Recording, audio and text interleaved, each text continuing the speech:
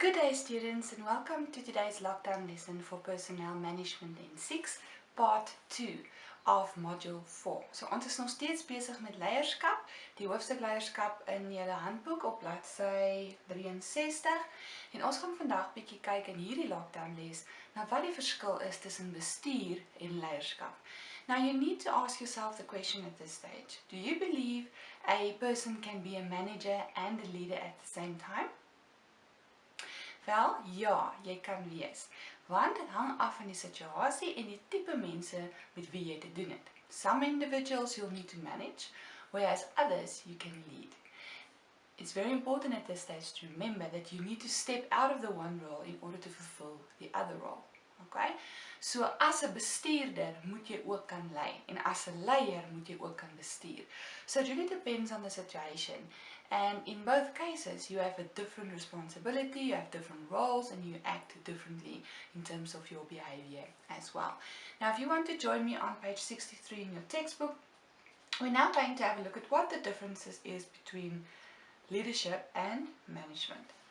Nou, die van julle wat kan onthou in 4, het ons gekyk na die sleutelbestuurstake. Can you still remember what they are? I hope you do. It's planning, organizing, leading and controlling. So as 'n bestuurder moet jy kan beplan, jy moet kan lei, jy moet kan organiseer en jy moet kan beheer. That's the 4 key tasks of any manager in an organization. En dit bewys net my punt van vroeër waar ek gesê het 'n bestuurder kan ook 'n leier wees en 'n leier moet ook 'n bestuurder kan wees. And as a manager, you need to fulfill this role adequately in order to ensure that your workers still perform adequately and that they still achieve the objectives of the organization. En onthou, wat wil die besigheid bereik? They want to achieve their objectives so that they can make a profit. And how do they do that? Through their people. So ons as bestuurders het 'n baie belangrike rol. Ons moet ons werkers kan bestuur en ons moet hulle kan lei. Goed. Nou kom ons kyk bietjie na wat is die sleutelverskille. The first key difference talks about power. Okay, now yesterday in part 1 we looked at power. We get personal power and we have positional power. Now if you consider the manager and a leader, then you'll realize that the manager will have positional power, whereas your leader will have personal power. Okay? So wanneer jy moet besluit, alright, gaan ek in hierdie situasie 'n bestuurder wees of 'n leier, moet jy ook in ag neem die tipe mag wat jy in daardie situasie kan uitoefen. So that's the first key difference. It's the level of power. The next one talks about how they are concerned about their people. A leader is concerned about inspiring others in terms of motivating and encouraging them. Maar as ons gaan kyk na 'n bestuurder aan die ander kant, gaan dit vir hulle oor die bottom line. About getting things done, reaching objectives and reaching results for the sake of the business. Okay? So they really have clear, different positions in the business. En hulle het verskillende rolle om te vertolk. And as an employee and as a future manager, you need to realize that at this stage as well. The textbook goes further at the bottom of page 64 by just highlighting a few other differences for you as well. And the first one there is managers administer, leaders innovate. Okay, so jou bestuurders het baie te doen met administrasie om seker te maak dinge word gedoen, waar jou leiers sê, okay, kom ons innoveer bietjie, kom ons wees kreatief en kom op met nuwe idees en nuwe oplossings tot bestaande probleme. Die volgende een is managers vra hoekom en waarom. En ons as leiers gaan vra what and why. Wat moet ons doen en hoekom moet ons dit doen? Okay, is dit nie die verskillende benadering? Okay. Die een fokus heeltemal op wat ons moet doen en wanneer ons dit moet doen en die ander een sê, alright, hoekom? We need to understand why we do things in order to be able to add value to the business.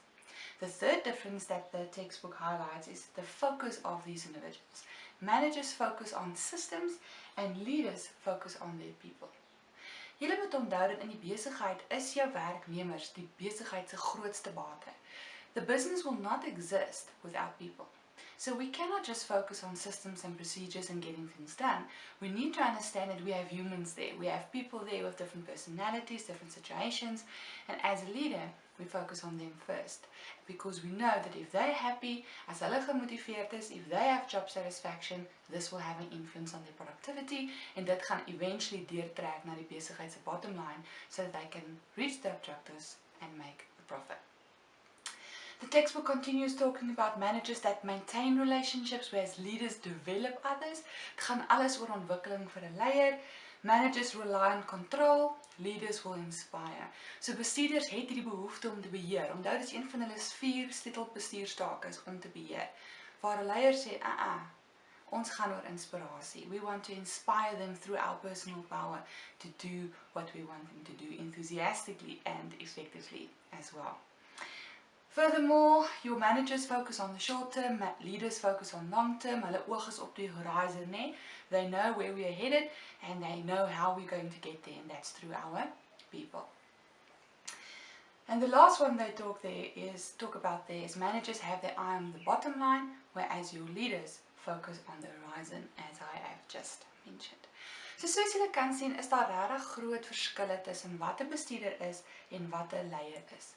Maar terselfdertyd moet julle kan verstaan dat die twee entiteite kan soms een persoon ook wees.